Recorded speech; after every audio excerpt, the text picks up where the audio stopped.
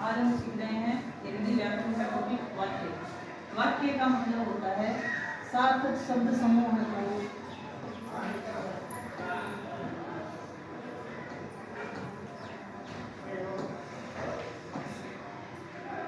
वाक्य का अर्थ होता है वह पद समूह है जो एक व्यवस्थित अर्थ प्रकट करता है या प्रकट करने की क्षमता रखता है, उसको वाक्य कहते हैं। जैसे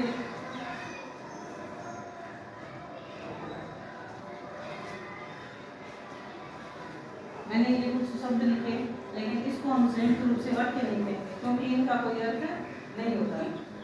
यहाँ मैंने जो वाक्य लिखा है, जैसे राम का भाई 10वीं कक्षा में पढ़ता है, इसको पढ़ने से हमें एक वाक्य समझ में आता है कि राम का एक भाई है जो कौन सी क्लास में पढ़ता है, 10वीं कक्षा में पढ़ता है। दूसरा वाक्य पक्षी कहते हैं। इस प्रकार जो शब्दों का जो समूह अर्थ प्रकट करे वही वाक्य होता है।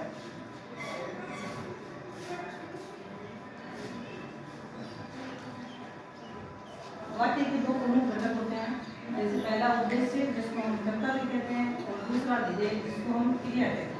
जैसे पहला उद्देश्य, राम फल खाता है, इसमें राम जो है वो कर्ता है, यानी क्या है, उद्देश्य। कर्ता को क्या कहते हैं, उद्देश्य कहते हैं। और खाता है क्रिया है, और क्रिया को क्या कहते हैं, विधेय कहते हैं। इसलिए वाक्य के दो प्रमुख घटक उद्देश्य और विधेय। उद्देश्य का मतलब होता है कर्ता या कर्ता का विस्तार। जैसे छात्र पढ़ते हैं, इसमें जो छात्र शब्द है वो हो गया उद्देश्य। 10वीं कक्षा के छात्र पढ़ते हैं, ये हो गया उद्देश्य का विस्तार। फिर हमारे प्रिय नेता राजीव गांधी अब नहीं रहे। राजीव गांधी यहाँ हो गए कर्ता या उद्देश्य, और इनका विस्तार हमारे प्रिय नेता, ये उद्देश्य का विस्तार है, यानी ये यहाँ से यहाँ तक उद्देश्य और उसका विस्तार है। पहला घटक। दूसरा विधेय। क्रिया व क्रिया का विस्तार क्या कहलाता है, विधेय कहलाता है। जैसे छात्राएं खेलती है, खेलना क्रिया है, और इसको हम क्या कहते हैं, विधेय कहते हैं। छात्राएं पुस्तक पढ़ती है, पुस्तक पढ़ती है, ये क्या है, विधेय है।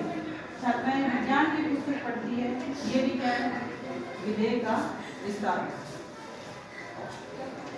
विधेय का विस्तार। इस प्रकार हमने एक छोटा सा टॉपिक वाक्य, इसके प्रमुख दो घटक उद्देश्य और विधेय पढ़ा।